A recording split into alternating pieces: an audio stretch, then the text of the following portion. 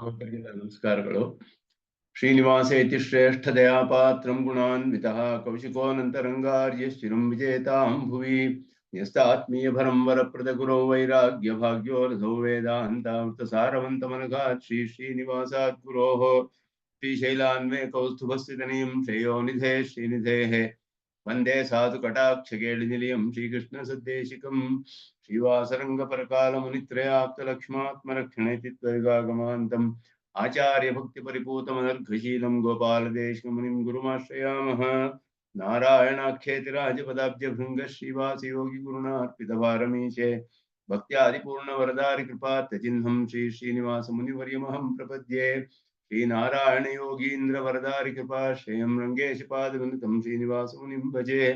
ಶ್ರೀಕೃಷ್ಣ ಬ್ರಹ್ಮತಂತ್ರೋತ್ತಮ ಗುರು ಕರುಣಾವಾಪ್ತ ಚಕ್ರಾಂಕ ಭಾಷ್ಯಂ ವೈರಾಗ್ಯಾಚಾರವಾರ್ಧೌ ವರದಪದಮುಖೇ ಲಕ್ಷ್ಮಣೇನ್ಯಸ್ತಭಾರಂ ಶ್ರೀವಾಗೀಶಾತ್ತತುರ್ಯಂ ಷಠರ್ಪುಯತಿರಾಡ್ ವೇದಚೂಡಾರ್ಯಮೂರ್ತಿಂ ನೂತ್ನಂ ಶ್ರೀರಂಗನಾಥಂ ಕಲಿರ್ಪಮನಘಂ ಬ್ರಹ್ಮತಂತ್ರಂ ಶ್ರಯಾಮಃ. ಶ್ರೀತುರಗವದನ ಪಾದು ಸಂತತ ಪರಿಚರಣ ಮಾತ್ರ ಪರಮಾರ್ಥಃ ಜೇತು ಶ್ರೀಮಾನ್ ಅಭಿನವರಂಗೇಂದ್ರ ಬ್ರಹ್ಮತಂತ್ರ ಪರಕಾಲಃ. ಶ್ರೀಮಾನ್ ವೆಂಕಟನಾಥಾರ್ಯ ಕವಿತಾರ್ಕಿಕ ಕೇಸರಿ ವೇದಾಂತಾಚಾರ್ಯವರ್ಯೋ ಮೇ ಸನ್ನಿಧತ್ತಾಂ ಸದಾ ಹೃದಯ ಯೋ ನಿತ್ಯಮಚ್ಯುತಪದಾಂ ಜೈಗ್ಮರುಕ್ಮ ವ್ಯಾಮೋಹತಸ್ತರಿತರಾಣಿ ತನಾಯ ಮೇನೆ ಅಸ್ಮದ್ಗುರೋರ್ಭಗವತೋಸ್ಯ ದೇಕ ಸಿಂಧೋ ರಾಮಾನುಜಸ್ಯ ಚರಣೌ ಶರಣಂ ಪ್ರಪದ್ಯೆ. ಯತೀಂದ್ರಕೃತಭಾಷ್ಯಾರ್ಥಾಯ ವ್ಯಾಖ್ಯಾನೇನ ದರ್ಶಿತಾಃ ಪರಂ ಸುದರ್ಶನಾರ್ಯಂ ತಂ ವಂದೇ ಕೂರಕುಲಾಧಿಪಂ ವರದಂ ದುರದಾದ್ರೀಶಂ ಶ್ರೀನಿಧಿಂ ಕರುಣಾನಿಧಿಂ ಶರಣ್ಯಂ ಶರಣಂ ಯಾಮಿ ಪ್ರಣತಾರ್ತಿಹರಂ ಹರಿಂ ಬಹಿರಂತಸ್ಥಮಶ್ಛೇದಿ ಜ್ಯೋತಿರ್ವಂದೇ ಸುದರ್ಶನಂ येनां व्याहत संकल्पं वस्तु लक्ष्मीधरं विदुः सम्यक् न्यायकलापेन महता भारतेन च उपबृंहित वेदाय नमो व्यासाय विष्णवे तस्मै रामानुजार्याय नमः परमयोगिने श्रुतिस्मृतिस्मूर्तानामन्तर्जुनमशीषमत् वन्देऽहं वरदार्यं तं वत्साभिजनभूषणं भाष्यामृतप्रधानाद्यः सञ्जीवयति मामपि प्रपद्ये प्रणवाकारं भाष्यं रङ्गविवापरं परस्य ब्रह्मणो यत्र शेषित्वं स्फुटमीक्ष्यते. उद्यन्तेषु श्रुतं भाष्ये मतं ध्यातं हृदम्बुजे लक्ष्मीपतिं प्रपद्येऽहं दृष्टं श्रीरङ्गधामनि प्रमाणं च प्रमेयं च प्रमातारश्च सात्विकाः तेन्तु क्षपितारिष्टं सह सर्वत्र सर्वदा अविस्तृता सुगम्भीरा रामानुजमुनेर्गिरः दर्शयन्तु प्रसादेन स्वभावकिलं दृढं श्रीरङ्गेशाज्ञया लब्धौ व्याससंज्ञं सुदर्शनं वाचा विजयन पुत्रं भाष्यभक्तिरचूचरत् गुरुभ्योऽर्थश्रुतशब्दैः तत्प्रयुक्तैश्च योजितः सौकर्याय बुभुत्सोनां संकलय्य प्रकाश्यते. ककृत्स्नं वेत्ति भाष्यार्थं श्रुतांशस्थिते कृतिः आढ्यैः काकणिके वैशानोपेक्ष्या भाष्यवित्तमैः भाष्यं चेद्विवृणोत्सम्यतिपतिर्व्याख्यानवाचां तथा गाम्भीर्यादनवस्थितिर्मितमतिः दूरे जनसद्गिराम् प्रष्टव्य कथमीश्वरः सैनन प्रत्यक्ष रूपो दृशां तद्भाष्यं स च भाष्यकृत् स च हरिः सम्यक् प्रसीदन्तु नः. ओं शन्नो मित्रशं वरुणः शन्नो भवत्वर्यमा शन्न इन्द्रो बृहस्पतिः शन्नो विष्णुरुक्रमः नमो ब्रह्मणे नमस्ते वायो त्वमेव प्रत्यक्षं ब्रह्मासि त्वमेव प्रत्यक्षं ब्रह्म वदिष्यामि ऋतं वदिष्यामि सत्यं वदिष्यामि तन्मामवतु तद्भक्तारमवतु अवतु माम् अवतु वक्तारम्. ओम शान्ति शान्ति शान्तिः. अखिल भुवन जन्मस्थैव भंगादिलीले विनतविविधभूतव्रातरक्षैकदीक्षे श्रुतिशिरसि विदीप्ते ब्रह्मणि श्रीनिवासे भवतु मम परस्मिन् चेमुषी भक्तिरूप पाराशर्यवचः सुधापनिषद्दुग्धाब्धिमध्योद्धृताम् संसाराग्निविदीपनं विपगत प्राणात्म संजीविनीं पूर्वाचार्य सुरक्षितां बहुमति व्याघात दूरस्थितामानीतान्तु निजाक्षरे सुमनसो भौमा पिबन्त्वन्वहम्.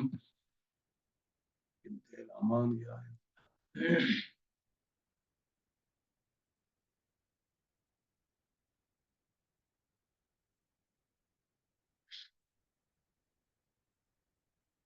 ಈ ಉಪಾಸಕನಿಗೆ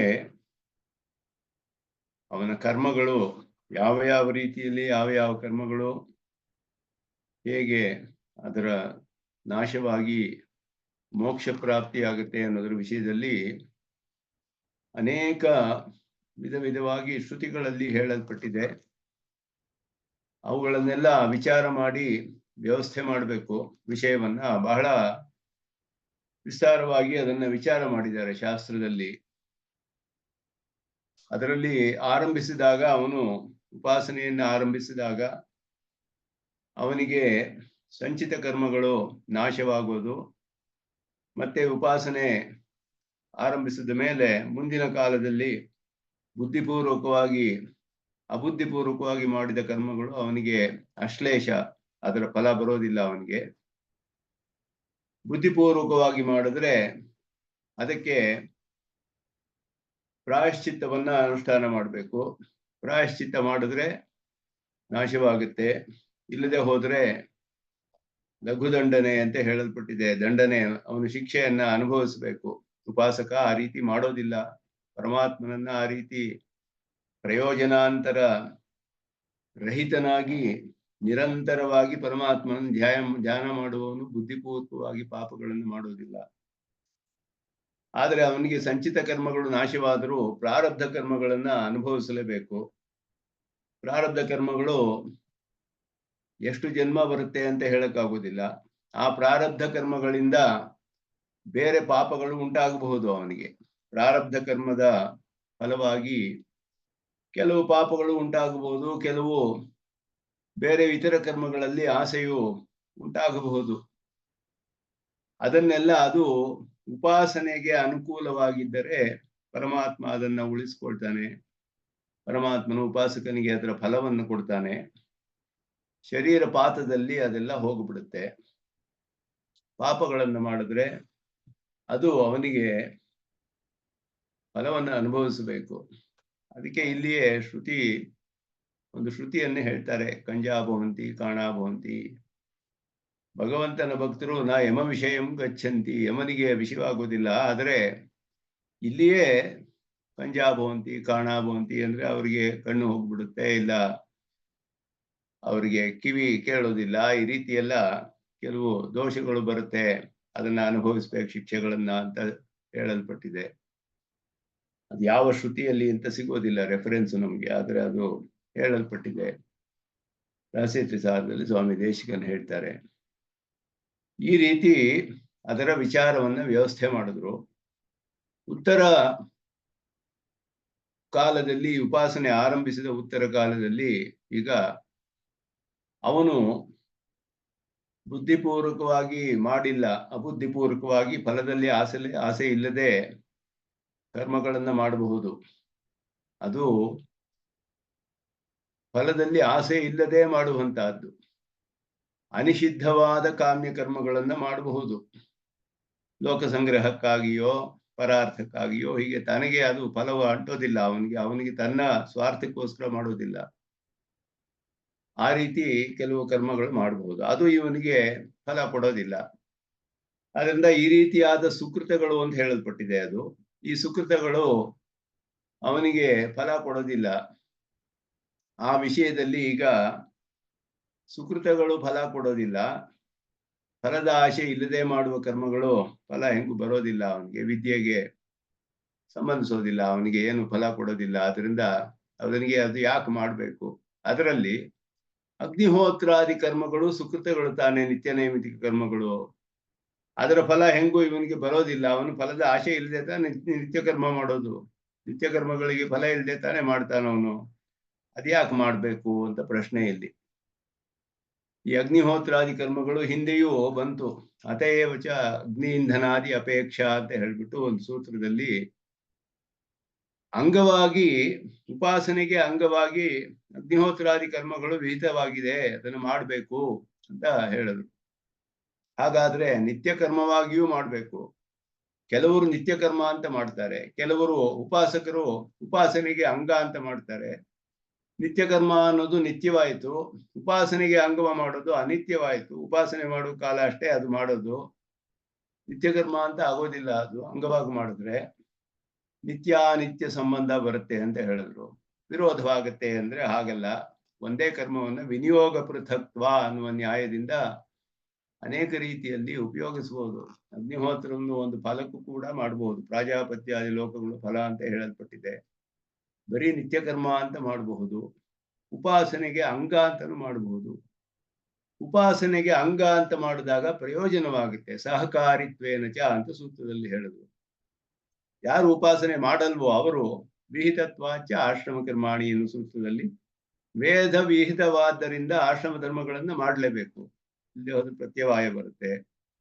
ಉಪಾಸಕನು ಸಹಕಾರಿಯಾಗಿರೋದ್ರಿಂದ ನಿತ್ಯ ಕರ್ಮಗಳು ಮನಃಶುದ್ಧಿ ಉಂಟಾಗುತ್ತೆ. ಕೆಲವು ಪ್ರಾರಬ್ಧಗಳೆಲ್ಲ ಅವನಿಗೆ ನಾಶವಾಗುತ್ತೆ ಎಲ್ಲ ಹೇಳಲ್ಪಟ್ಟಿದೆ. ಅದಕ್ಕೂ ಒಂದು ಫಲವಿದೆ, ಉಪಯೋಗವಾಗುತ್ತೆ. ಇವನಿಗೆ ಏಕಾಗ್ರತೆ ಉಂಟಾಗೋದಕ್ಕೆ ನಿಶ್ಚಲವಾಗಿ ದಿನವೂ ಉಪಾಸನೆಯನ್ನು ಮಾಡ್ಬೇಕಲ್ಲ ಅವನು.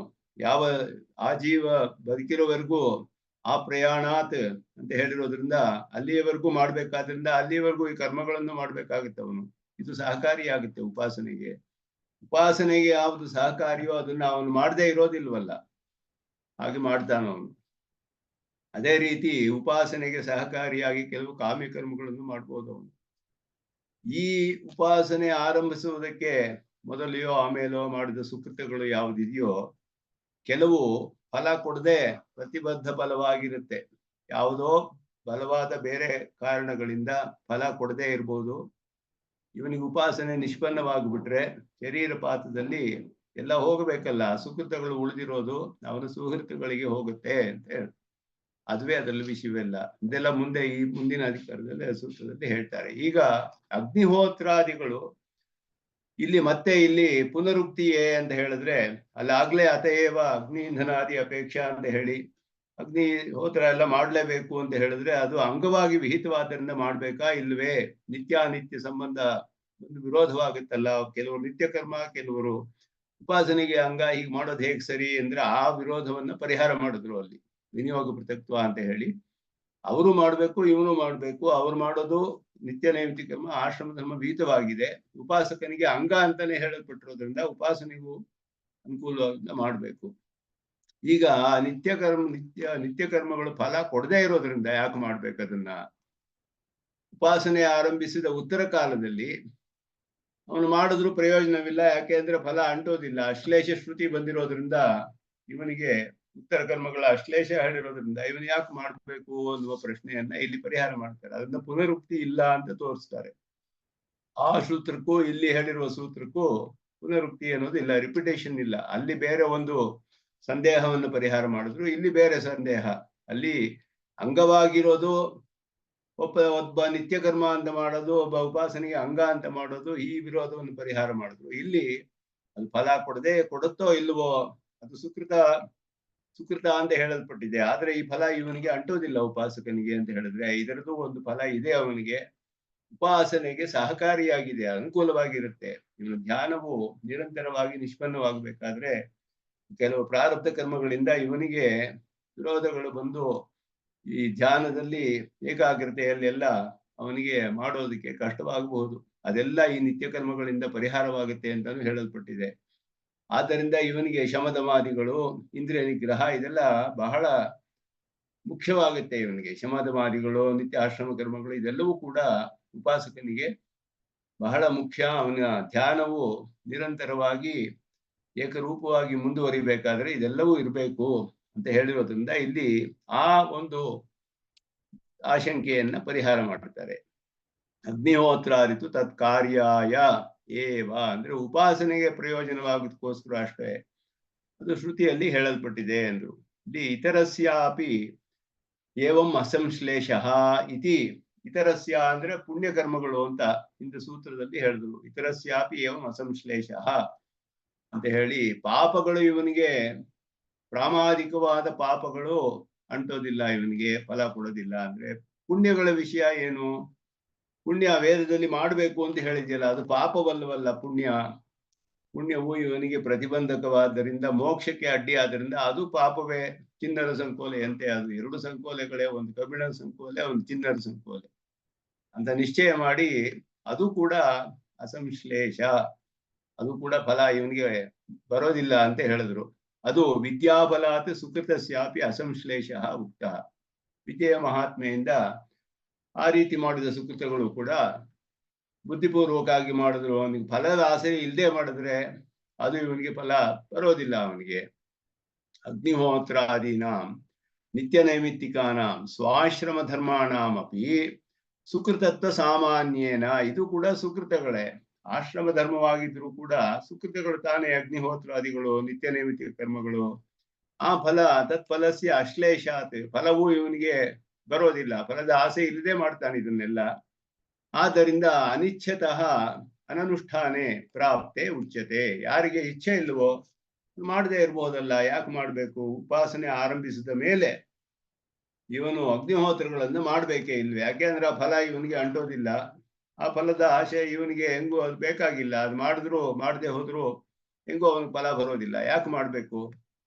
ಇಚ್ಛೆ ಇಲ್ಲದೆ ಇರೋರು ಮಾಡದೇ ಇರಬಹುದಲ್ಲ ಅಂತ ಹೇಳಿದ್ರೆ, ಅಗ್ನಿಹೋತ್ರಾದಿತು ಅಂತ ಇಲ್ಲಿ ಹೇಳಿದ್ರು. ತು ಅನ್ನೋದು ಶಬ್ದ ಸುಕೃತಾಂತರೇಭ್ಯ ವಿಶೇಷಣಾರ್ಥ ಅಂತ ಹೇಳಿದ್ರು. ಇದು ಬೇರೆ ಸುಕೃತಗಳಿಗಿಂತ ಬೇರೆಯಾಗಿದೆ. ಇದು ಬೇರೆ ಸುಕೃತಗಳಂತೆ ಅಲ್ಲ, ಇದು ಅದಕ್ಕಿಂತ ಇದಕ್ಕೂ ಅದಕ್ಕೂ ವ್ಯತ್ಯಾಸವಿದೆ ಅಂತ ಹೇಳಿದ್ರು. ಯಾಕೆ, ಹೇಗೆ ಅಂದ್ರೆ, ಅಗ್ನಿಹೋತ್ರಾದಿ ಆಶ್ರಮ ಧರ್ಮ ಫಲ ಅಶ್ಲೇಷ ಸಂಭವಾತ್ ಅನುಷ್ಠೇಯ ಏವ. ಫಲ ಅಶ್ಲೇಷ ಅಸಂಭವಾತ್. ಬೇರೆ ಸುಕೃತಗಳಂತೆ ಇದು ಫಲ ಅಂಟೋದಿಲ್ಲ ಅನ್ನೋದು ಇಲ್ಲ, ಇದಕ್ಕೆ ಫಲ ಬರುತ್ತೆ ಅಂತ ಹೇಳಿದ್ರು.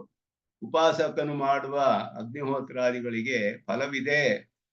ಏನು ಫಲ ಅಂತ ಹೇಳಿದ್ರೆ, ತದ್ ಅಸಂಭವಶ್ಚ ತತ್ ಕಾರ್ಯಾರ್ಥತ್ವಾತ್ ತೇಷಾಂ ತತ್ ಕಾರ್ಯಾರ್ಥತ್ವಾತ್. ಉಪಾಸನೆಯ ಪ್ರಯೋಜನವಾಗೋದಕ್ಕೋಸ್ಕರವೇ ಇದನ್ನ ಮಾಡಬೇಕು. ಆ ಫಲ ಇದೆ ಇದಕ್ಕೆ. ಉಪಾಸಕನಿಗೆ ಅಗ್ನಿಹೋತ್ರಾದಿಗಳನ್ನು ಮಾಡಬೇಕೇ ಇಲ್ವೇ ಅಂದ್ರೆ, ಅವನು ಮಾಡುವ ಅಗ್ನಿಹೋತ್ರಾದಿಗಳು ಸುಕೃತವಾದರೂ ಇವನು ಫಲದ ಆಸೆ ಇಲ್ಲದೇನೆ ಮಾಡ್ತಾನೆ ಅದನ್ನ. ಆದರೂ ಉಪಾಸನೆಗೆ ಸಹಾಯವಾಗುತ್ತೆ ಅದು. ಇವನಿಗೆ ಧ್ಯಾನ ಎಲ್ಲ ಏಕರೂಪವಾಗಿ ನಿಷ್ಪನ್ನವಾಗೋದಕ್ಕೆ ಸಹಾಯಕವಾಗುತ್ತೆ. ಆದ್ದರಿಂದ ಆ ರೀತಿಯಲ್ಲಿ ಇದು, ಆ ದೃಷ್ಟಿಯಿಂದ ಬೇರೆ ಸುಕೃತಗಳಿಗಿಂತ ಇದಕ್ಕೂ ವ್ಯತ್ಯಾಸವಿದೆ ಅಂತ ಹೇಳ್ತಾರೆ. ಯಾವ ಕಾರ್ಯ ಆದ್ರದ್ದು ಯಾವ ಪ್ರಯೋಜನಕ್ಕೋಸ್ಕರ ಕಾರ್ಯಾರ್ಥ ಅಂದ್ರೆ, ಇದು ಯಾವುದೋ ಒಂದು ಪ್ರಯೋಜನಕ್ಕೋಸ್ಕರ ಇದೆ. ವಿದ್ಯಾಖ್ಯ ಕಾರ್ಯಾಯ ಏವ. ವಿದ್ಯೆ ಅನ್ನುವ ಕಾರ್ಯಕ್ಕೋಸ್ಕರವೇ ಈ ವಿದಿಶೋಹ ಅಗ್ನಿಹೋತ್ರಾದಿ ಅನುಷ್ಠಾನಂ. ಹೌದು, ಅಗ್ನಿಹೋತ್ರಾದಿ ಮಾಡೋದು ಉಪಾಸನೆಗೆ ಸಹಾಯಕವಾಗುತ್ತೆ ಅಂತ. ಕಥಮಿದಂ ಅವಗಮ್ಯತೆ, ಇದು ಹೇಗೆ ತಿಳಿಯುತ್ತೆ ಉಪಾಸನೆಗೆ ಸಹಾಯ? ತದ್ದರ್ಶನಾತ್, ಶ್ರುತಿ ತಿಳಿಸುತ್ತೆ.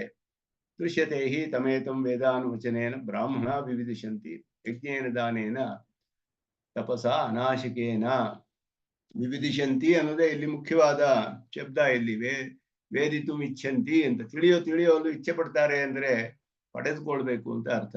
ಅವನು ಉಪಾಸನೆಯಿಂದ ಬ್ರಹ್ಮನನ್ನು ಪಡೆದುಕೊಳ್ಳಲು ಇದೆಲ್ಲವೂ ಬೇಕು ಅವನಿಗೆ. ಯಜ್ಞದಾನ ತಪಸ್ಸುಗಳೆಲ್ಲ ಬೇಕು ಅಂತ ಹೇಳಲ್ಪಟ್ಟಿದೆ. ಇತ್ಯಾದಿನ ಅಗ್ನಿಹೋತ್ರಾದಿನ ವಿದ್ಯಾ ಸಾಧನತ್ವಂ. ವಿದ್ಯೆಗೆ ಇದೆಲ್ಲ ಸಾಧನ ಅಂತ ಹೇಳಲ್ಪಟ್ಟಿದೆ. ಆದ್ದರಿಂದ ವಿದ್ಯಾಯಾಹ ಚ ಆಪ್ರಯಾಣಾತ್ ಅಭ್ಯಾಸ ಆಧೇಯ ಅತಿಶಯಾಯಾಹ. ಇದು ಬದುಕಿರೋವರೆಗೂ ಮಾಡಬೇಕು ಉಪಾಸನೆಯನ್ನ. ಅಲ್ಲಿಯವರೆಗೂ ಅಭ್ಯಾಸ ಅಂದ್ರೆ ರಿಪಿಟೇಷನ್, ಮತ್ತೆ ಮತ್ತೆ ಮಾಡೋದು. ಪ್ರತಿದಿನವೂ ಅಹರಹ ಉತ್ಪಾದ್ಯತ್ವಾತ್, ಪ್ರತಿದಿನವೂ ಉತ್ಪಾದನೆ ಆಗ್ತಾನೆ ಇರ್ಬೇಕು. ಅದು ಇಲ್ಲೇ ಹೋದ್ರೆ ಒಂದು ದಿನ ಬಿಟ್ಟರು ಅದು ವಿಕಲವಾಗ್ಬಿಡುತ್ತೆ ಉಪಾಸನೆ. ಅದರಲ್ಲಿ ವಿಚ್ಛೇದವಾಗ್ಬಿಡುತ್ತೆ, ಧ್ಯಾನದಲ್ಲಿ ಹೋಗ್ಬಿಡುತ್ತೆ ಅವನಿಗೆ ಕಷ್ಟ. ಆಮೇಲೆ ಮತ್ತೆ ಸಾಧಿಸ್ಬೇಕು. ಆದ್ದರಿಂದ ಪ್ರತಿದಿನವೂ ಮಾಡುವ ಅಭ್ಯಾಸದಿಂದ ಆಧೇಯ ಅಲ್ಲ ಉಂಟಾದಂತಹ ಅತಿಶಯ ಉಂಟಾಗುತ್ತೆ. ಪ್ರತಿದಿನವೂ ಮಾಡುವ ಅಭ್ಯಾಸದಿಂದ ಉಂಟಾದಂತಹ ಒಂದು ಅತಿಶಯ, ಅದು ಅಹರಹ ಉತ್ಪಾದ್ಯತ್ವ. ಪ್ರತಿದಿನವೂ ಮಾಡ್ಬೇಕದನ್ನು. ಆದ್ದರಿಂದ ಉತ್ಪತ್ತಿಯರ್ಥಂ ಆಶ್ರಮ ಕರ್ಮ ಅಪಿ ಅಹರಹ ಅನುಷ್ಠೇಯಮೇವ. ಆದ್ದರಿಂದಲೇ ಅದಕ್ಕೋಸ್ಕರವೇ ಆಶ್ರಮ ಕರ್ಮಗಳನ್ನ ಇವನು ಮಾಡಲೇಬೇಕು ಅಂತ ಹೇಳಲ್ಪಟ್ಟಿದೆ.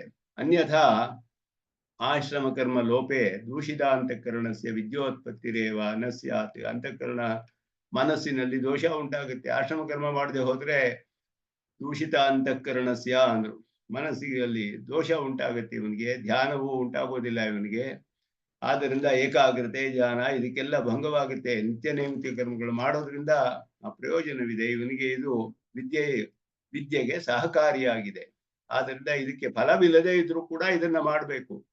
ಯಾಕೆಂದ್ರೆ ವಿದ್ಯೆಗೆ ಸಹಾಯಕವಾಗುವ ಫಲವಿದೆ. ಅದು ವಿದ್ಯೆಗೆ ಇವನು ಅದರ ನಿಷ್ಪತ್ತಿಯಾಗಕ್ಕೆ ಪ್ರಯೋಜನವಾಗುತ್ತೆ. ಆ ವಿಧವಾದ ಫಲ ಇರೋದ್ರಿಂದ ಅದು ಅನುಕೂಲವಾಗಿಯೇ ಇದೆ. ಉಪಾಸನೆಗೆ ಅನುಕೂಲವಾಗಿರೋದನ್ನ ಬಿಡೋದಿಲ್ವಲ್ಲ ಉಪಾಸಕ, ಮಾಡ್ಲೇಬೇಕು. ಸರಿ, ಅದನ್ನ ಎಷ್ಟು ಸಲ ಮಾಡ್ಬೇಕು, ಹೇಗೆ ಮಾಡ್ಬೇಕು ಅಂದ್ರೆ ಉಪಾಸನೆ ಪ್ರತಿದಿನವೂ ಮಾಡ್ಬೇಕಾದ್ರಿಂದ ನಿತ್ಯಕರ್ಮವು ಪ್ರತಿದಿನವೂ ಮಾಡ್ಬೇಕು. ಆ ಪ್ರಯಾಣ ಬದುಕಿರುವವರೆಗೂ ಮಾಡಬೇಕು ಅನ್ನೋದು ಸಿದ್ಧವಾಗುತ್ತೆ. ಆದ್ರಿಂದ ಅದರಲ್ಲಿ ವಿರೋಧವಿಲ್ಲ ಅಂತ ಹೇಳಿದ್ರು. ಅದ್ಮೇಲೆ ಈಗ ಒಂದು ಪ್ರಧಾನವಾದ ವಿಷಯವನ್ನ ವಿಚಾರ ಮಾಡ್ತಾರೆ. ಈಗ ಯಾವ್ಯಾವ ವಿಷಯ ಕರ್ಮಗಳು ಹೇಳಿದ್ರು ಅನ್ನೋದನ್ನ ಇಲ್ಲಿ ಒಂದು ಸಂಗ್ರಹ ಮಾಡ್ತಾರೆ ಭಾಷ್ಯಕಾರರು. ಯದಿ ಅಗ್ನಿಹೋತ್ರಾದಿ ಸಾಧುಕೃತ್ಯಾಹ ವಿದ್ಯೋತ್ಪತ್ತ್ಯರ್ಥಾಹ. ಸಾಧುಕೃತ್ಯಗಳು ಅಂದ್ರೆ ಒಳ್ಳೆ ಕರ್ಮಗಳು, ಸುಕೃತಗಳು, ಅಗ್ನಿಹೋತ್ರವೇ ಮೊದಲಾದ ವಿದ್ಯೆಯು ನಿಷ್ಪನ್ನ ಆಗೋದಕ್ಕೆ ಪ್ರಯೋಜನವಾಗುತ್ತೆ. ವಿದ್ಯೋತ್ಪತ್ತೇ ಪ್ರಾಚೀನಂ ಚ ಸುಕೃತಂ. ವಿದ್ಯೆ ಉತ್ಪನ್ನವಾಗಕ್ಕೆ ಮೊದಲು ಮಾಡಿದ ಸಂಚಿತ ಕರ್ಮಗಳು, ಪ್ರಾಚೀನವಾದ ಪುಣ್ಯಗಳು, ಸುಕೃತಗಳೆಲ್ಲ ಯಾವತ್ ಸಂಪಾತಂ ಉಷಿತ್ವ, ಅದು ಮುಗಿಯೋವರೆಗೂ ಅನುಭವಿಸ್ಬೇಕು. ಯಾವತ್ ಸಂಪಾತಂ ಉಷಿತ್ವ ಪ್ರಾಪ್ಯ ಅಂತಂ ಕರ್ಮಣಃ ಇತಿ ಅನುಭವೇನ ವಿನಷ್ಟಂ. ಅದು ಅನುಭವಿಸಿ ನಾಶವಾಗುತ್ತೆ. ವಿದ್ಯೋತ್ಪತ್ತೇ ಪ್ರಾಚೀನಂ ಚ ಸುಕೃತಂ. ಪೂರ್ವ ಪುಣ್ಯಗಳನ್ನೆಲ್ಲ ಅವನು ಆ ಪುಣ್ಯಗಳೆಲ್ಲ ಇರೋವರೆಗೂ ಅನುಭವಿಸಿರ್ಬೇಕು. ಅನುಭವಿಸಿ ಮುಗಿಸಿ ಅದರ ಕರ್ಮವೆಲ್ಲ ಪೂರ್ಣವಾಗಿ ಹೋಗ್ಬೇಕು ಅವನಿಗೆ. ಅದು ನಾಶವಾಗುತ್ತೆ ಹಾಗೆ ಅನುಭವದಿಂದ. ಭುಕ್ತ ಶಿಷ್ಟಂ ಚ ಪ್ರಾರಬ್ಧ ಫಲಂ. ಅನುಭವಿಸಿ ಉಳಿದಿರೋದು ಅದು ಫಲ ಕೊಡಕ್ಕೆ ಆರಂಭಿಸಿರುವಂತಹದ್ದು ಪ್ರಾರಬ್ಧ ಕರ್ಮ. ಸಂಚಿತದಲ್ಲಿಯೂ ಪುಣ್ಯ ಕರ್ಮಗಳನ್ನೇನಾರು ಮಾಡಿದ್ರೆ ಸುಕೃತಗಳನ್ನ ಇವನ್ನ ಅನುಭವಿಸ್ಬಿಟ್ಟಿರ್ತಾನೆ ಮೊದಲೇ. ಅದನ್ನ ಸ್ವರ್ಗಾದಿ ಫಲಗಳಿಗೆ ಏನಾರು ಮಾಡಿದ್ರೆ, ವಿದ್ಯೆಯ ಉತ್ಪತ್ತಿಗೆ ಮೊದಲು ಮಾಡಿದ್ರೆ ಅದನ್ನ ಸ್ವರ್ಗದಿಗೆ ಹೋಗಿ ಎಲ್ಲ ಅನುಭವಿಸಿ ಬಂದಿರ್ತಾನ ಅವನು. ಮತ್ತೆ ಇಲ್ಲಿ ಅದನ್ನ ಪೂರ್ತಿ ಯಾವತ್ ಸಂಪಾದನೆ ಅಂದ್ರೆ ಫಲ ಇಲ್ಲಿವರೆಗೂ ಇದೆಯೋ ಅಲ್ಲಿವರೆಗೂ ಉಷಿತ್ವ, ಅಲ್ಲಿ ಸ್ವರ್ಗಾದಿ ಲೋಕಗಳೆಲ್ಲ ಇದ್ದು ಅನುಭವಿಸಿ ಆ ಕರ್ಮ ಮುಗಿದಾಗ ಮತ್ತೆ ಇಲ್ಲಿ ಮತ್ತೆ ಬರ್ತಾನೆ ಅವನು. ಮರ್ತ್ಯಲೋಕಂ ವಿಶಂತಿ ಕ್ಷೀಣೆ ಪುಣ್ಯ ಅಂತ ಅದು ಅನುಭವಿಸ್ಬಿಟ್ಟಿರ್ತಾನೆ ಮೊದಲೇ. ಹಾಗೆ ಅನುಭವಿಸಿ ಮಿಕ್ಕಿರೋ ಕರ್ಮಗಳು ಯಾವುದಿದೆಯೋ, ಕರ್ಮ ಫಲ ಕೊಡಕ್ಕೆ ಆರಂಭಿಸಿರುವಂತಹ ಪ್ರಾರಬ್ಧ ಕರ್ಮಗಳು, ಪ್ರಾರಬ್ಧ ಫಲ ಕೊಡಕ್ಕೆ ಆರಂಭಿಸಿರೋದು, ಅದು ಪ್ರಾರಬ್ಧ, ಅದು ಅನುಭವಿಸ್ಲೇಬೇಕು. ಭುಕ್ತ ಶಿಷ್ಟಂಚ ಪ್ರಾರಬ್ಧ ಫಲಂ ಅಂದ್ರೆ ಅನುಭವಿಸಿ ಉಳಿದಿರೋದು, ಫಲ ಕೊಡಕ್ಕೆ ಆರಂಭಿಸುವ ಕರ್ಮ ಯಾರು ಅದನ್ನ ಬದಲಾಯಿಸಕ್ಕಾಗೋದಿಲ್ಲ. ಪ್ರಾರಬ್ಧ ಕರ್ಮ ಪೂರ್ಣವಾಗಿ ಅನುಭವಿಸ್ಲೇಬೇಕು ಅವನು. ಇದುವೇ ನಾಭುಕ್ತಂ ಕ್ಷೀಯತೆ ಕರ್ಮ ಅಂತ ಹೇಳಿ, ಅಭುಕ್ತಂ ಕರ್ಮ ನ ಕ್ಷೀಯತೆ, ಅನುಭವಿಸ್ತೇ ಮುಗಿಯೋದಿಲ್ಲ ಅಂತ ಹೇಳಿರೋದು ಈ ಪ್ರಾರಬ್ಧ ಕರ್ಮಗಳ ವಿಷಯ. ಇದರಿಂದಲೇ ಇವಾಗಿರುವ ದೇಹ ನಾವು ಅನುಭವಿಸ್ತಿರೋದು ಪ್ರಾರಬ್ಧ ಕರ್ಮದ ಫಲ. ಉಪಾಸಕನಿಗೆ ಇನ್ನು ಮುಂದೆ ಈ ರೀತಿ ಪ್ರಾರಬ್ಧ ಕರ್ಮದ ಫಲವಾಗಿ ಅನೇಕ ಜನ್ಮಗಳು ಬರಬಹುದು. ಹಾಗೆ ಬಂದ್ರೆ ಅದನ್ನೆಲ್ಲ ಅನುಭವಿಸ್ಲೇಬೇಕು ಅವನು. ಅದು ಬಿಟ್ಟ ಬಾಣದಂತೆ, ಬಿಟ್ಟು ಹೊರಟೋಗಿದೆ ಅದು ಬಿಲ್ಲಿನಿಂದ, ಅದನ್ನೇ ವಾಪಸ್ ತಗೊಳಕ್ಕಾಗೋದಿಲ್ಲ. ಅದು ಎಲ್ಲಿಯವರೆಗೂ ಇದೆಯೋ ಅಲ್ಲಿವರೆಗೂ ಇವನು ಅನುಭವಿಸಿಯೇ ಮುಗಿಸ್ಬೇಕು ಅದನ್ನ. ಈ ಸಂಚಿತ ಕರ್ಮಗಳು ಹೋಯ್ತು. ಮತ್ತೆ ಹಿಂದೆ ಯಾವ್ದಾದ್ರು ಪುಣ್ಯಗಳು ಮಾಡಿದ್ರೆ ಅದು ಅನುಭವಿಸ್ಬಿಟ್ಟಿರ್ತಾನ ಅವನು. ಮುಂದೆ ಅದಕ್ಕಾಗಿ ಉಳಿದಿರುವಂತಹದ್ದು ಈಗ ಪ್ರಾರಬ್ಧ ಕರ್ಮ ಒಂದು ಉಳಿದಿದೆ ಅವನಿಗೆ. ಈ ಪ್ರಾರಬ್ಧ ಕರ್ಮಗಳು, ಈ ಪುಣ್ಯದ ವಿಷಯ ಮಾತಾಡ್ತಾ ಇದ್ದಾರೆ ಇವಾಗ. ಪ್ರಾರಬ್ಧ ಕರ್ಮ ಉಳಿದಿರುವಾಗ ಅದನ್ನ ಅನುಭವಿಸಲೇಬೇಕು ಅವನು. ಹೀಗಿರುವಾಗ ಸುಹೃದಃ ಸಾಧು ಕೃತ್ಯಾಂ ಇತ್ಯಸ್ಯ ಕೋ ವಿಷಯ. ಸುಹೃತ್ತುಗಳು ಇವನ ಪುಣ್ಯಕರ್ಮಗಳನ್ನೆಲ್ಲ ಪಡ್ಕೊಳ್ತಾರೆ ಅಂತಾರಲ್ಲ, ಏನು ಉಳಿದಿರೋ ಪುಣ್ಯಕರ್ಮಗಳು ಯಾವ್ದಿದೆ ಇವನಿಗೆ ಇವಾಗ ಅನ್ನೋದು ಪ್ರಶ್ನೆ ಇದೆ. ಸಂಚಿತ ಕರ್ಮ ಹೋಯ್ತು, ಹಿಂದೆ ಮಾಡಿದ ಪುಣ್ಯಕರ್ಮಗಳನ್ನ ಅನುಭವಿಸ್ಬಿಟ್ಟಿರ್ತಾನೆ, ವಿದ್ಯಾ ಉತ್ಪನ್ನಕ್ಕೆ ಮೊದಲಾಗೋದು. ಮಿಕ್ಕಿರೋದು ಏನು ಅಂದ್ರೆ ಈಗ ಪ್ರಾರಬ್ಧ ಕರ್ಮದಲ್ಲಿರುವಂತಹ ಪುಣ್ಯಕರ್ಮಗಳು ಅದನ್ನ ಅನುಭವಿಸ್ಲೇಬೇಕು ಇವನು. ಸುಕೃತಗಳನ್ನ ಪ್ರಾರಬ್ಧ ಕರ್ಮ ಅನುಭವಿಸದೆ ಮುಗಿಯಕ್ಕಾಗೋದಿಲ್ಲ. ಎಷ್ಟು ಜನ್ಮ ಬರುತ್ತೋ ಅಷ್ಟು ಅನುಭವಿಸ್ಲೇಬೇಕು. ಇನ್ಯಾವ ಸುಕೃತ ಕರ್ಮ ಉಳಿದಿದೆ? ಪಾಪದ ವಿಷಯ ಸ್ಪಷ್ಟವಾಗಿದೆ, ಅದರಲ್ಲೇನು ಸಂದೇಹವಿಲ್ಲ.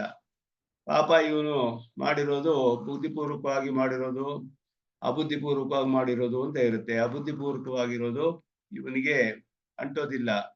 ಬುದ್ಧಿಪೂರ್ವಕವಾಗಿ ಮಾಡಿದ್ದಕ್ಕೆ ಇಲ್ಲ ಫಲವನ್ನ ಅನುಭವಿಸ್ತಾನೆ, ಇಲ್ಲ ಪ್ರತಿಬದ್ಧ ಫಲವಾಗಿದ್ದರೆ ಉಳ್ಕೊಂಡಿರಬಹುದು ಕಡೆಯಲ್ಲಿ ಶರೀರಪಾತವರೆಗೂ, ಅದು ಅವನ ದುಷ್ಕೃತ್ಯಗಳಿಗೆ ಹೋಗುತ್ತೆ.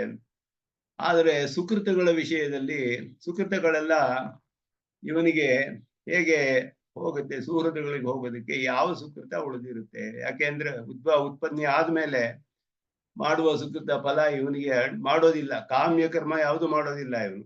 ಯಾಕೆಂದ್ರೆ ಕಾಮ್ಯ ಕರ್ಮ ಅಂದ್ರೆ ಫಲದ ಆಸೆಯಿಂದ ಮಾಡೋದು. ಉಪಾಸಕನಿಗೆ ಆ ರೀತಿ ಬುದ್ಧಿ ಬರೋದಿಲ್ಲ.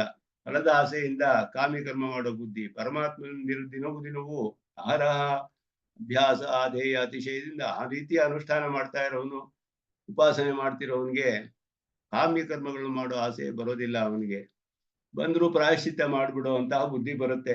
ಹಾಗೇನಾದ್ರೆ ಪ್ರಾರಬ್ಧ ಕರ್ಮದಿಂದ ಬಂದ್ರೆ ಪ್ರಾರಬ್ಧ ಕರ್ಮ ಒಂದು ಉಳ್ಕೊಳ್ಳುತ್ತೆ. ಅದರಲ್ಲಿರೋ ಸುಕೃತ ಭಾಗ ಪುಣ್ಯ ಕರ್ಮಗಳು ಪ್ರಾರಬ್ಧ ಫಲ ಕೊಡಕ್ಕೆ ಆರಂಭಿಸಿರುವಂತಹ ಸುಕೃತಗಳು ಉಳಿದಿರಬಹುದು ಅವನಿಗೆ. ಅದನ್ನ ಅನುಭವಿಸಲೇಬೇಕು ಇವನು. ಹೀಗಿರುವಾಗ ಸುಹೃದ ಸಾಧು ಕೃತ್ಯ ಮನಕ್ಕೆ ಬೇರೆ ಏನ್ ಉಳಿದಿದೆ ಸುಹೃತಗಳಿಗೆ ಹೋಗೋದಕ್ಕೆ ಅನ್ನೋ ವಿಷಯ, ಅದನ್ನ ಈ ಸೂತ್ರದಲ್ಲಿ ಹೇಳ್ತಾರೆ. ಅತಃ ಅನ್ಯಾಪಿ ಹಿ ಏಕೇಶಾಂ ಉಭಯೋಹೋ ಅಂತ ಹೇಳ್ಬಿಟ್ಟು, ಅತಃ ಅನ್ಯಾಪಿ ಹಿ ಏಕೇಶಾಂ ಉಭಯೋಹೋ ಅಂತ ಹೇಳ್ಬಿಟ್ಟು, ಮುಂದೆ ಆಗುವ ಪಾಪಕರ್ಮಗಳು ಹಿಂದೆ ಅನುಭವಿಸದೇ ಇರುವಂತಹ ಇದರದ ಫಲ ಅಷ್ಟೇನೆ. ಅದು ಪ್ರಾರಬ್ಧ ಫಲ ವಿದ್ಯಾರ್ಥಕ್ಕೂ ಇಲ್ಲದೆ ಹೋದ್ರೆ ಅದು ದ್ವಿಷಟಗಳಿಗೆ ಹೋಗುತ್ತೆ ಅನ್ನೋದನ್ನ ಹೇಳಿದ್ರು. ಉಪಾಸನೆ ಆರಂಭಿಸಿದ ಮೇಲೆ ಮಾಡುವಂತಹ ಪಾಪಕರ್ಮಗಳು ಅದು ಹಿಂದೆ ಇನ್ನೂ ಅನುಭವಿಸಿಲ್ಲ ಅವನು, ಅದರಿಂದ ಪ್ರಾರಬ್ಧವಲ್ಲ, ಅದು ಈಗ ತಾನೇ ಮಾಡ್ತಾ ಇದ್ದಾನೆ. ವಿದ್ಯೆ ಆರಂಭಿಸಿದ ಮೇಲೆ ಮಾಡುವ ಪಾಪಕರ್ಮಗಳು ಇರಬಹುದು. ಅದೆಲ್ಲ ವಿದ್ಯೆಗೆ ಉಪಯೋಗವಾಗುವುದಿಲ್ಲವಲ್ಲ ಪಾಪ. ಆದ್ದರಿಂದ ದ್ವಿಷಂತಹ ಪಾಪಕೃತ್ಯ ಅನ್ನೋದಕ್ಕೆ ಅದು ವಿಷಯವಾಗಬಹುದು. ಆದರೆ ಸುಹೃದ ಸಾಧು ಕೃತ್ಯಂಗೆ ಯಾವುದು ವಿಷಯ, ಏನು ಉಳಿದಿದೆ ಇವನಿಗೆ ಸುಕೃತಗಳು ಅನ್ನೋದರ ವಿಷಯವನ್ನ ಹೇಳ್ತಾರೆ ಇಲ್ಲಿ. ಅಗ್ನಿಹೋತ್ರಾದಿ ಸಾಧುಕೃತ್ಯಾಯಾಹ ಅರ್ಥಾಯಾಹ ಅಗ್ನಿಹೋತ್ರವೇ ಮೊದಲಾದ ಸಾಧುಕೃತ್ಯಗಳು ಉಪಾಸನೆಗೆ ಅನುಕೂಲವಾಗಿದೆ.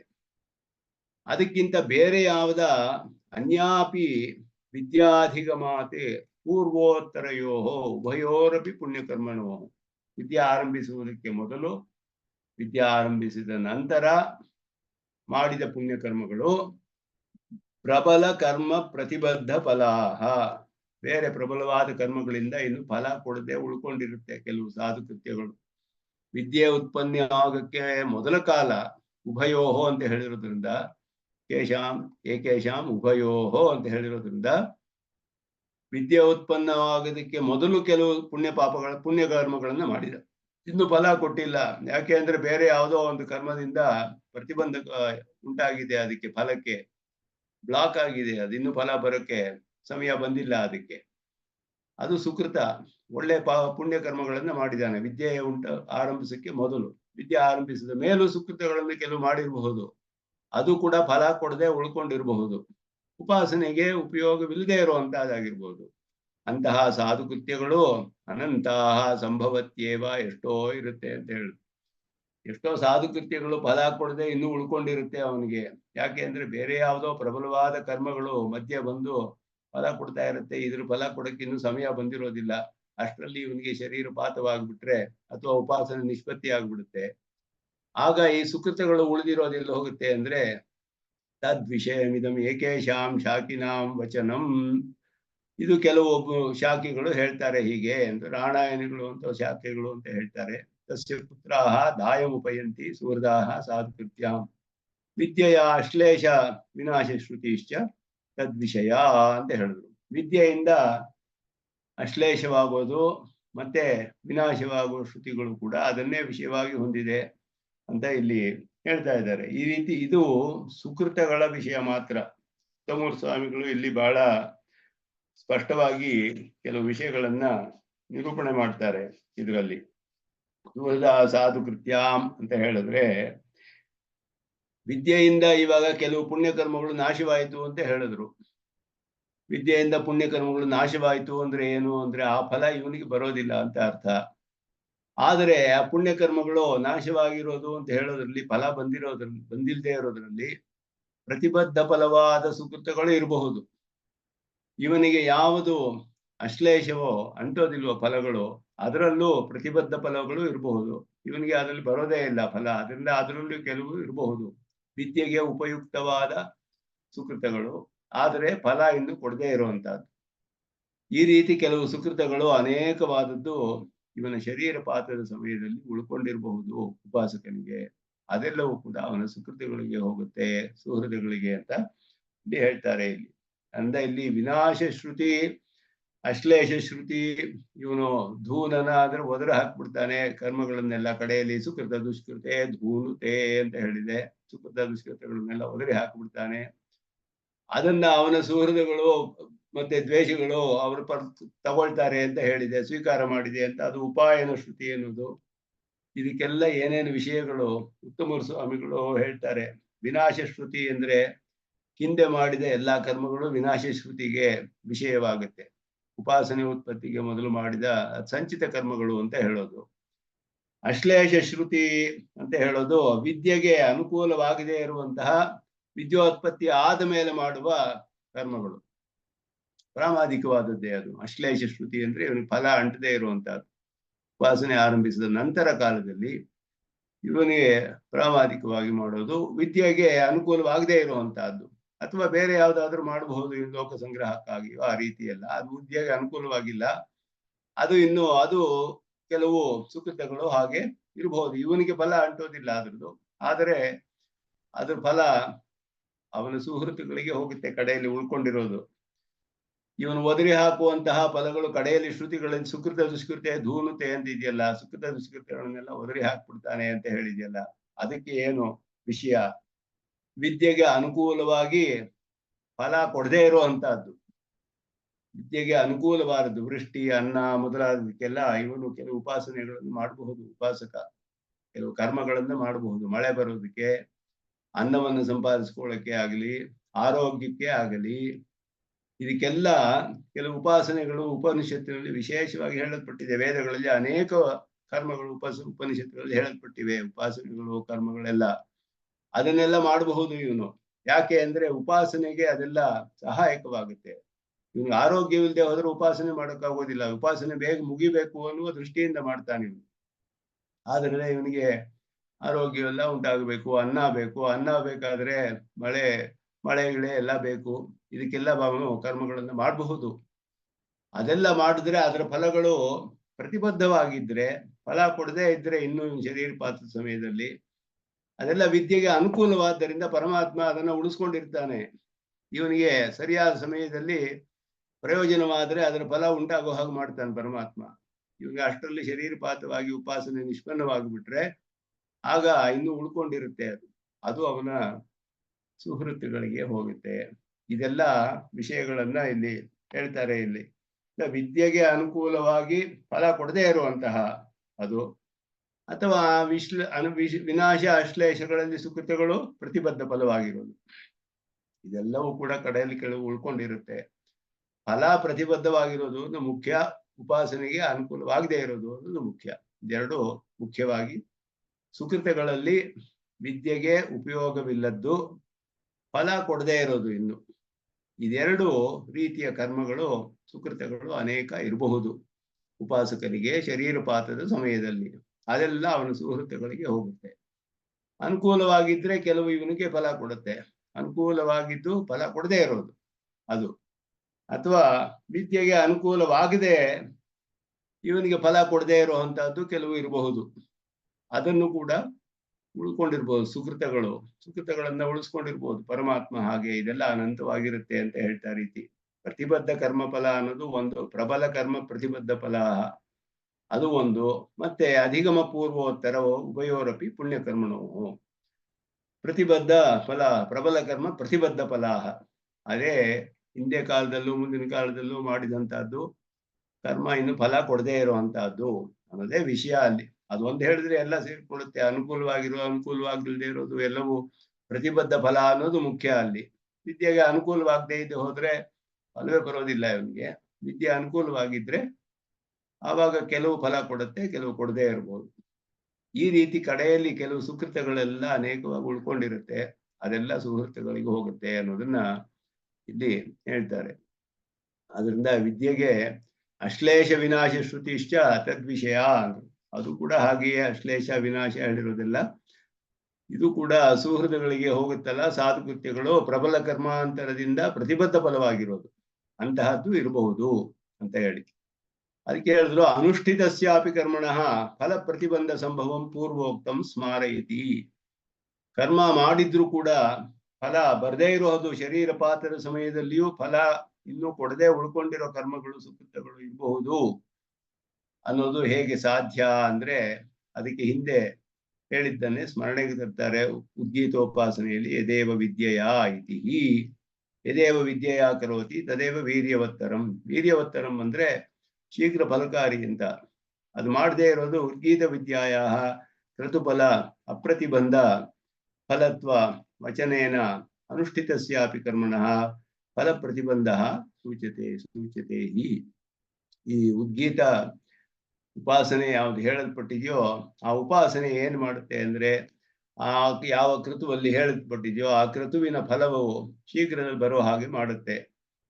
ಅದಕ್ಕೆ ಪ್ರತಿಬಂಧಕವಾಗಿದ್ರೆ, ಫಲಕ್ಕೆ ಬರೋಕ್ಕೆ ವಿಳಂಬವಿದ್ರೆ ಆ ವಿಳಂಬವನ್ನೆಲ್ಲ ಪ್ರತಿಬಂಧಕಗಳನ್ನೆಲ್ಲ ನಾಶ ಮಾಡಿ ಶೀಘ್ರ ಫಲ ಬರೋ ಹಾಗೆ ಮಾಡುತ್ತೆ.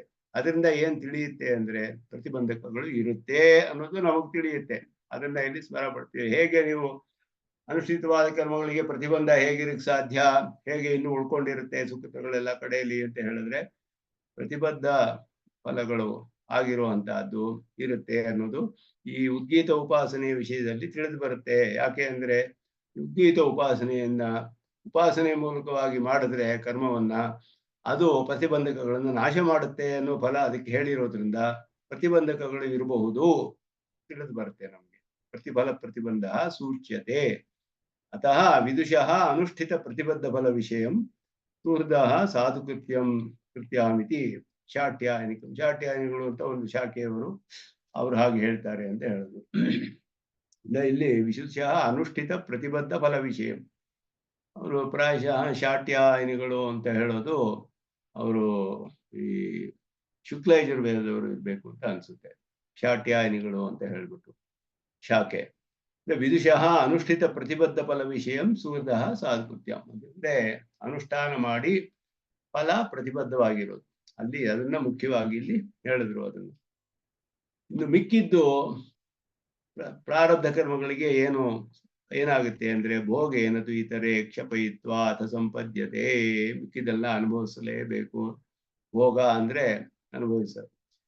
ಪ್ರತಿಬಂಧಕವಿಲ್ಲ ಆದರೆ ಪ್ರಾರಬ್ಧವಾಗಿದೆ, ಪ್ರತಿಬಂಧಕವಿಲ್ಲ ಅಂದ್ರೆ ಅನುಷ್ಠಾನ ಅದನ್ನ ಅನುಭವಿಸ್ಬೇಕು ಫಲಗಳನ್ನ. ಯಯೋಹೋ ಪುಣ್ಯ ಪಾಪಯೋಹೋ ಅಶ್ಲೇಷ ವಿನಾಶವು ಉಕ್ತವು.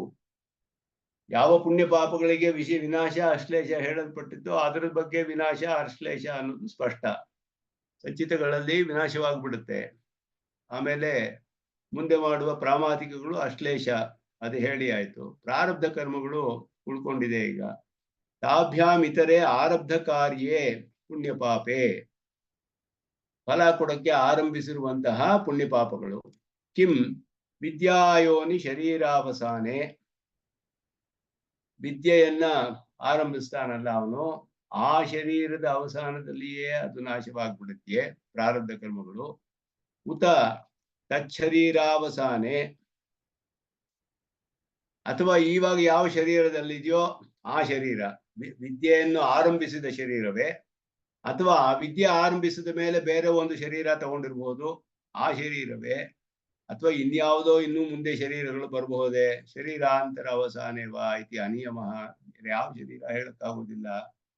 ಸಂಶಯ ಬಂದಾಗ ಶ್ರುತಿ ಹೇಳುತ್ತೆ. ಅಂದ್ರೆ ಇಲ್ಲಿ ಪ್ರಾರಬ್ಧ ಕರ್ಮಗಳಿಗೆ ಎಷ್ಟು ಜನ್ಮ ಬರಬಹುದು ಅನ್ನೋದು ಇಲ್ಲಿ ವಿಷಯ. ಪ್ರಾರಬ್ಧ ಕರ್ಮಗಳು ಫಲ ಕೊಡಕ್ಕೆ ಆರಂಭಿಸ್ಬಿಟ್ಟಿದೆ, ಅದಕ್ಕೇನು ಪ್ರತಿಬಂಧಕ ಉಂಟಾಗಿಲ್ಲ. ಫಲ ಕೊಡಕ್ಕೆ ಆರಂಭ ಆಗ್ಬಿಟ್ಟಿದೆ ಆಗ್ಲೇ. ಅದು ಫಲ ಇನ್ನೂ ಅದಕ್ಕೆ ಬ್ಲಾಕ್ ಆಗಿಲ್ಲ, ಪ್ರತಿಬದ್ಧವಾಗಿಲ್ಲ. ಫಲ ಕೊಡಕ್ಕೆ ಆರಂಭಿಸ್ಬಿಟ್ಟಿದೆ, ಕೊಡ್ತಾ ಇದೆ ಫಲವನ್ನ. ಈ ಪ್ರಾರಬ್ಧ ಕರ್ಮಗಳಿಗೆ ಒಂದು ಶರೀರವೇ, ಇಲ್ಲ ಬೇರೆ ಒಂದು ಶರೀರವೇ, ಇಲ್ಲ ಯಾವ ಶರೀರ ಅಂತ ಹೇಳಕ್ಕಾಗೋದಿಲ್ವೇ ಅನ್ನೋದು ಇಲ್ಲಿ ವಿಕಲ್ಪಗಳು. ಯಾಕೆ ಅಂದ್ರೆ ವಿದ್ಯಾಯೋನಿ ಶರೀರಾವಸಾನೆ, ಉಪಾಸನೆ ಆರಂಭಿಸಿದ ಶರೀರದ ಕಡೆಯಲ್ಲಿಯೇ. ಉತ ತಚ್ಛರೀರಾವಸಾನೆ, ಇಲ್ಲ ಯಾವುದೋ ಒಂದು ಶರೀರದಲ್ಲಿ ಇದೆಯಲ್ಲ ಅವನು, ಅಥವಾ ಇನ್ನೊಂದು ಶರೀರ ಬೇರೆ ಯಾವ್ದಾದ್ರು ಬರಬಹುದೇ. ಆ ರೀತಿ ಇಲ್ಲಿ ಮೂರು ವಿಕಲ್ಪಗಳನ್ನು ಹೇಳಿದ್ರು. ಉಪಾಸನೆ ಆರಂಭಿಸಿದ ಶರೀರ, ಅಥವಾ ಸದ್ಯದಲ್ಲಿ ಅವನು ಯಾವುದೋ ಒಂದು ಶರೀರದಲ್ಲಿ ಅದು, ಅಥವಾ ಇನ್ನು ಮುಂದೇನೂ ಬರಬಹುದೇ ಬೇರೆ ಯಾವುದೋ ಶರೀರ, ಆ ಶರೀರದಲ್ಲಿ ಮುಗಿಯುತ್ತೆ. ಯಾವಾಗ ಮುಗಿಯುತ್ತೆ ಪ್ರಾರಬ್ಧ ಕರ್ಮಗಳು ಅಂತ ನಿಯಮವೇ ಇಲ್ಲವೇ. ಅನ್ನೋದು.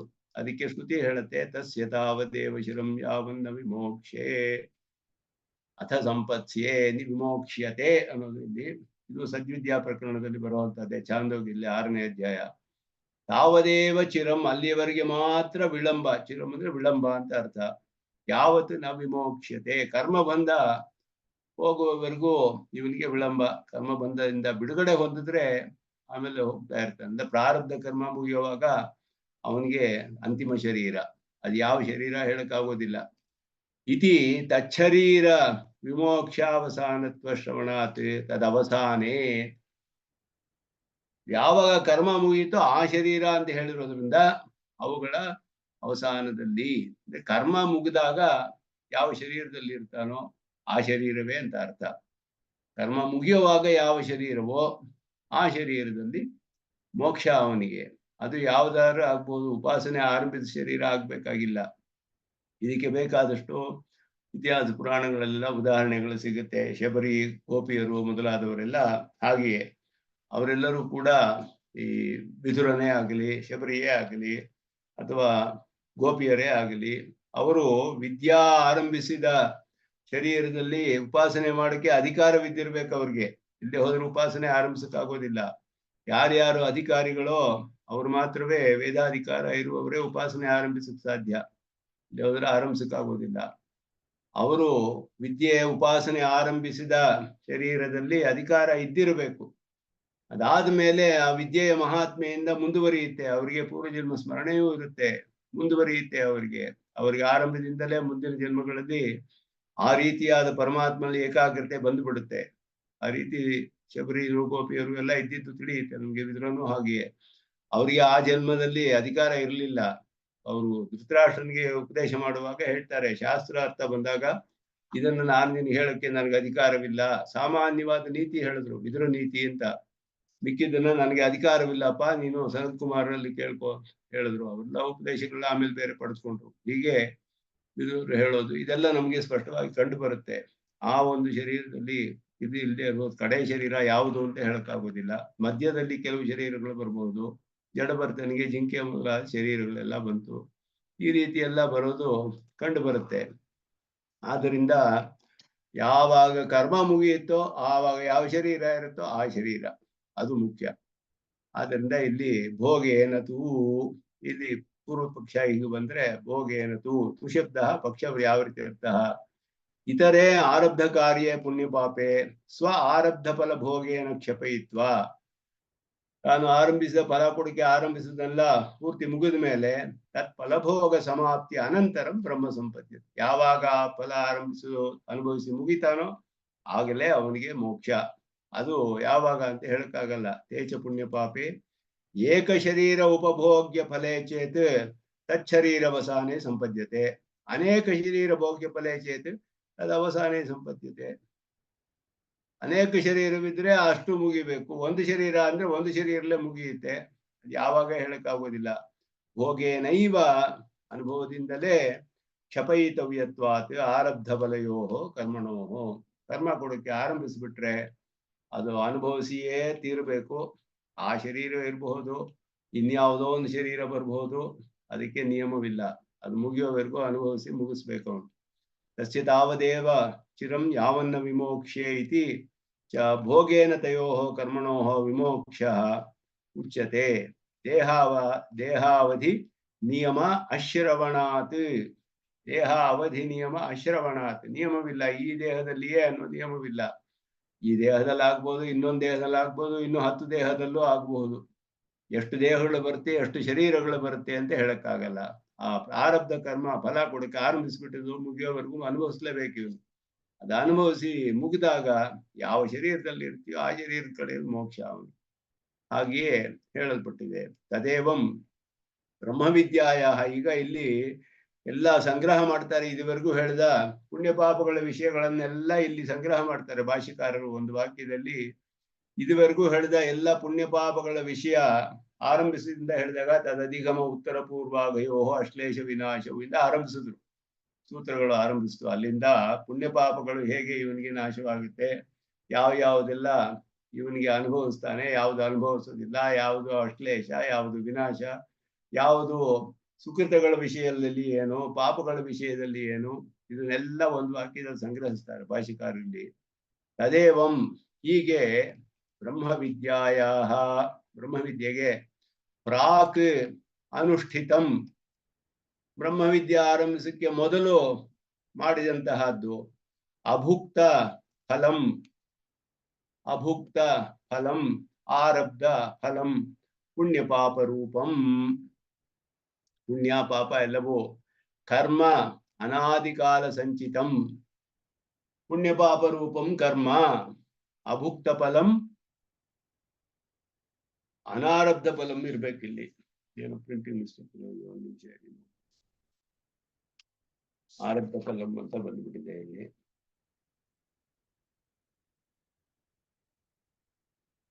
ಪ್ರಾಗನುಷ್ಠಿತ ಅಭುಕ್ತ ಫಲಂ ಅನಾರಬ್ಧ ಫಲಂ, ಇಲ್ಲಿ ಮಿಸ್ಟೇಕ್ ಆಗಿದೆ. ಇಲ್ಲಿ ಸಾಫ್ಟ್ ಕಾಪಿನಲ್ಲಿ ಆರಬ್ಧ ಫಲಂ ಬಂದ್ಬಿಟ್ಟಿದೆ, ಅನಾರಬ್ಧ ಫಲಂ ಇರ್ಬೇಕಿಲ್ಲಿ. ನಮ್ಮ ತಂದೆ ಪುಸ್ತಕದಲ್ಲಿ ನೋಡ್ತೀನಿ.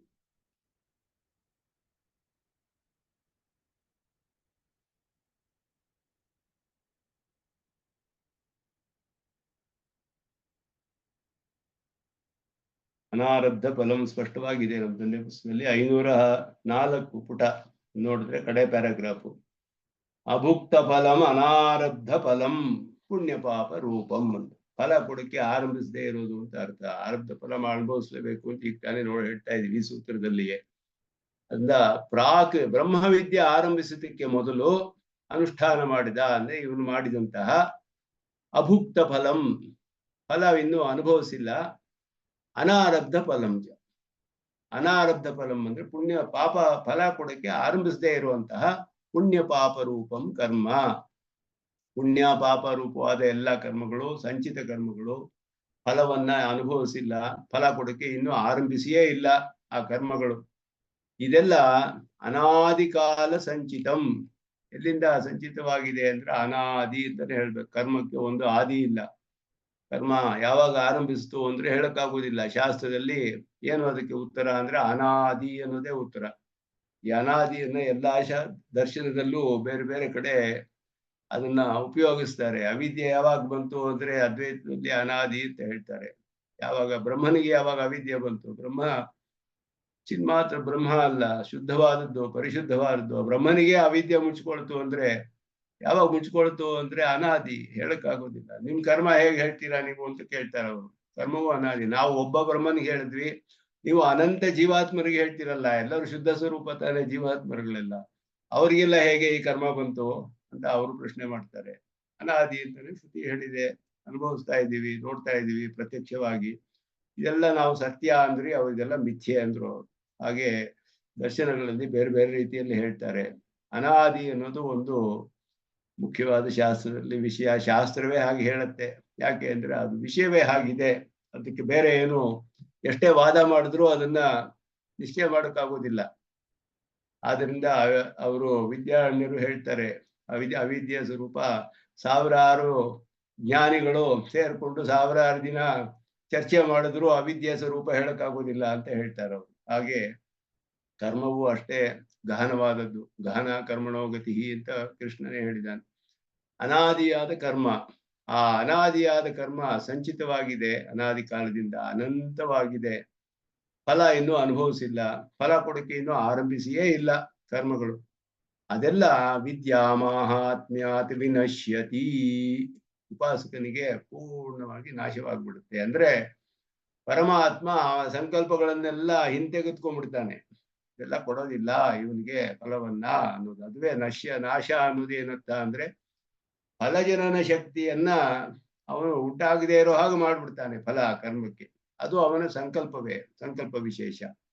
ಇದು ಸಂಚಿತವಾದ ಅನಾದಿಯಾದ ಫಲ ಕೊಡಕ್ಕೆ ಆರಂಭಿಸದೇ ಇರುವಂತಹ ಕರ್ಮಗಳ ವಿಷಯ.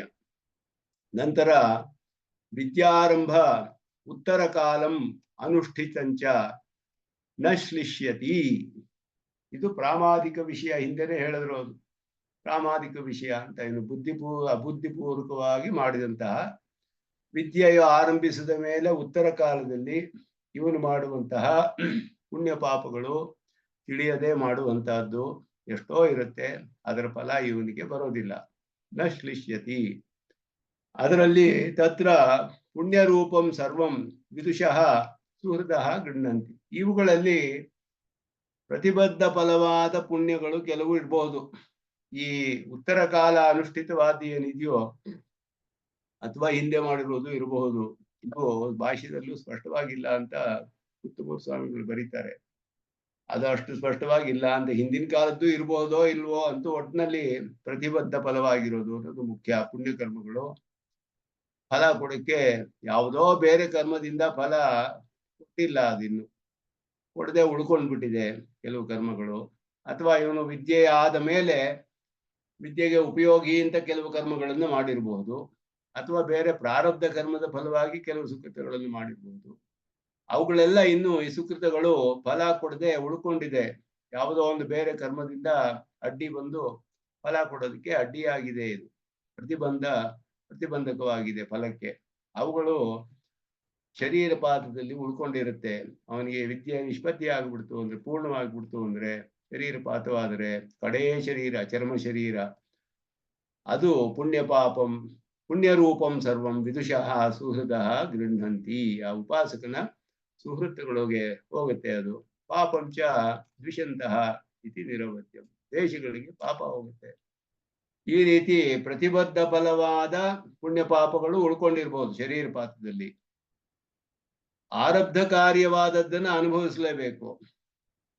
ಅನಾರಬ್ಧ ಕಾರ್ಯವಾದ ಸಂಚಿತದೆಲ್ಲ ನಾಶವಾಗ್ಬಿಡುತ್ತೆ. ಅಬುದ್ಧಿಪೂರ್ವಕವಾದದ್ದು ಇವನಿಗೆ ಒಟ್ಟೋದಿಲ್ಲ. ಈ ಎಲ್ಲದರಲ್ಲಿಯೂ ಕೂಡ ಇರೋ ಪುಣ್ಯ ಪಾಪಗಳು ಪ್ರತಿಬದ್ಧ ಫಲವಾಗಿರೋದು ಯಾವುದಿದೆಯೋ ಅವುಗಳಲ್ಲಿ ಪುಣ್ಯಗಳೆಲ್ಲ ಸುಹೃತ್ತುಗಳಿಗೆ, ಪಾಪಗಳೆಲ್ಲ ದ್ವೇಷಗಳಿಗೆ. ಅದನ್ನ ಇಲ್ಲಿ ಸಂಗ್ರಹ ಮಾಡಿ ಹೇಳ್ತಾರೆ. ಎಷ್ಟು ವಿಷಯವನ್ನ ಇಲ್ಲಿ ಹೇಳಿದ್ರು. ಇದು ಇಲ್ಲಿ ಇತರ ಕ್ಷಪಣಾಧಿಕರಣಂ ಅಂತ ಹೇಳ್ಬಿಟ್ಟು ಸುಹೃತ್ತುಗಳಿಗೆ ಇದು ಪುಣ್ಯಗಳ ವಿಷಯ, ಪಾಪಗಳ ವಿಷಯ ಬೇರೆ, ಪುಣ್ಯ ವಿಷಯ ಬೇರೆ. ಇದೆಲ್ಲ ಹೀಗೆ ಹೇಳ್ತಾರೆ. ಸಂಚಿತ ಕರ್ಮಗಳು, ಪ್ರಾರಬ್ಧ ಕರ್ಮಗಳು, ಬುದ್ಧಿಪೂರ್ವಕವಾಗಿ ಉತ್ತರ ಕಾಲದಲ್ಲಿ ಮಾಡಿದ್ದು, ಅಬುದ್ಧಿಪೂರ್ವಕವಾಗಿ ಮಾಡಿದ್ದು, ಅದರಲ್ಲಿಯೂ ಪುಣ್ಯ ಬೇರೆ, ಪಾಪವೂ ಬೇರೆ, ನಿತ್ಯ ನೈಮಿತ್ತಿಕ ಕರ್ಮಗಳು ಇದೆ.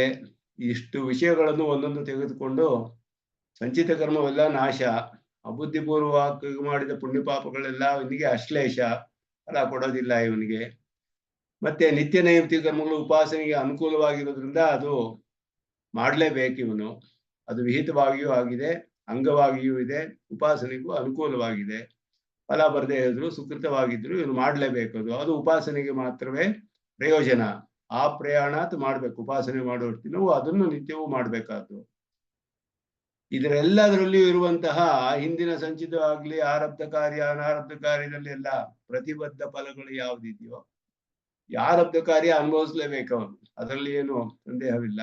ಪ್ರತಿಬದ್ಧ ಫಲಗಳು ಆಗಿರುವಂತಹ ಸುಕೃತ ದುಷ್ಕೃತಗಳು ಯಾವುದಿದೆಯೋ ಅದು ಶರೀರ ಪಾದದಲ್ಲಿ ಉಳ್ಕೊಂಡಿದ್ರೆ ಆ ಸುಕೃತಗಳೆಲ್ಲ ಇವನ ಸ್ನೇಹಿತರಿಗೆ, ಸುಹೃತ್ತಗಳಿಗೆ ಹೋಗ್ತಾರೆ. ಇವನ ವಿಷಯದಲ್ಲಿ ಯಾರು ಗೌರವ ಭಕ್ತಿ ಎಲ್ಲ ತೋರಿದಾರೋ ಅವ್ರಿಗೆ ಹೋಗುತ್ತೆ. ಯಾವುದು ದುಷ್ಕೃತಗಳಿದೆಯೋ ಅದೆಲ್ಲ ಪಾಪಗಳು ಇವನ ದ್ವೇಷಗಳಿಗೆ ಹೋಗುತ್ತೆ ಅನ್ನೋದು ಇಷ್ಟು ವಿಷಯವನ್ನ ವ್ಯವಸ್ಥೆ ಮಾಡಿದ್ರು. ಈಗ ಇದುವೇ ಪುಣ್ಯ ಪಾಪಗಳ ವಿಷಯದಲ್ಲಿ ಆಗುವಂತಹದ್ದು. ಅದರಲ್ಲಿ ಇವನಿಗೆ ಆರಬ್ಧ ಕಾರ್ಯವನ್ನ, ಪ್ರಾರಬ್ಧ ಕರ್ಮ ಅನುಭವಿಸ್ಲೇಬೇಕಲ್ಲ. ಎಷ್ಟು ಶರೀರ ಬರುತ್ತೆ ಅಂದ್ರೆ ಎಷ್ಟು ಅಂತ ಹೇಳಕ್ಕಾಗೋದಿಲ್ಲ.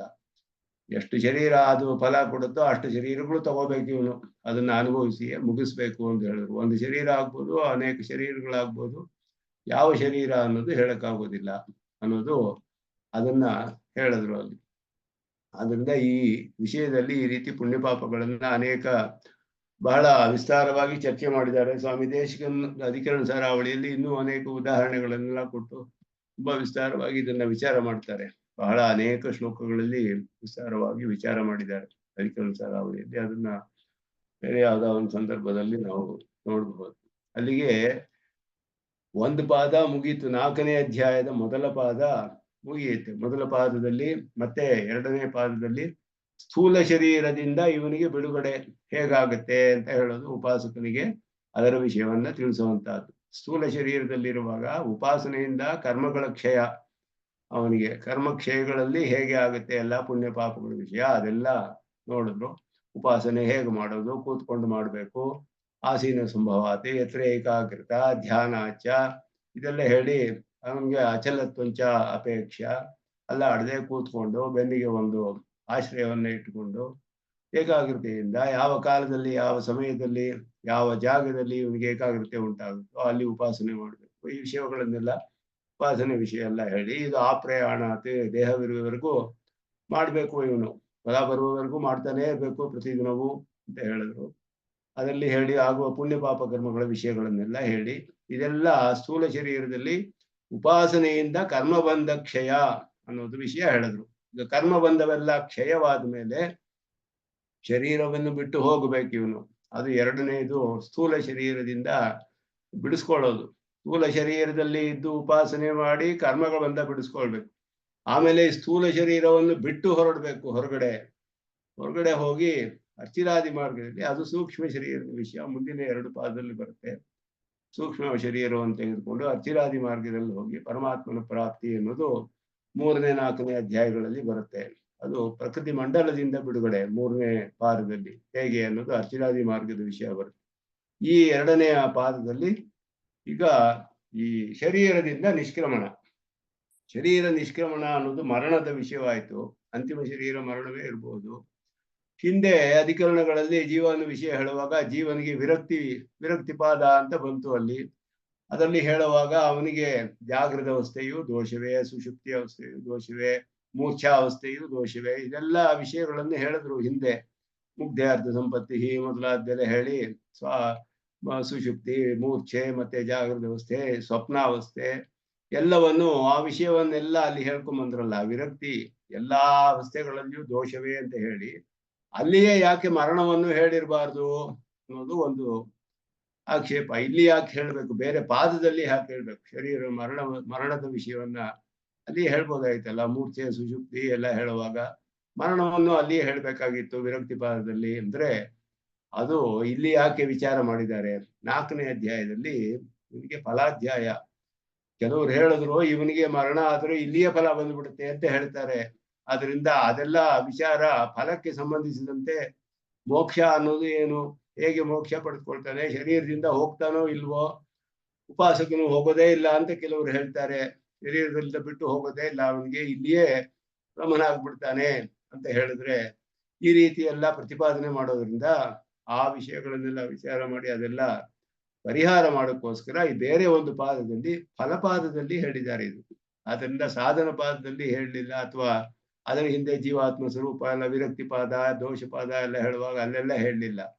ಇದು ಬೇರೆಯಾಗಿ ಮರಣವನ್ನು ಮಾತ್ರ ಉಪಾಸಕನ ವಿಷಯದಲ್ಲಿ ಮರಣ, ಬೇರೆಯವರ ವಿಷಯದಲ್ಲಿಯೂ ಅವರಿಗೂ ಇವ್ರಿಗೂ ಏನು ವ್ಯತ್ಯಾಸವಿದೆ ಅನ್ನೋದು ತೋರಿಸ್ಬೇಕು.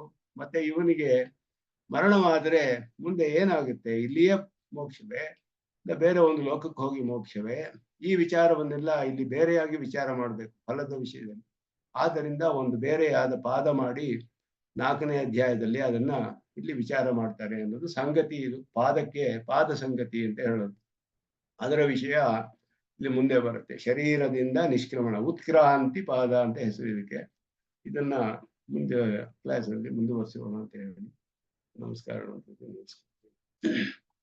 ಯೋ ನಿತ್ಯಮಚ್ಚದ ಪದಾಂಬುಜಯುಗ್ಮರುಕ್ಮಂ ವ್ಯಾಮೋಹತಃ ತರಿತರಾಣಿ ನಾಯಮೇನೆ अस्मद्गुरोर्भगवतोऽस्य देकसिन्धो रामानुजस्य प्रपद्ये।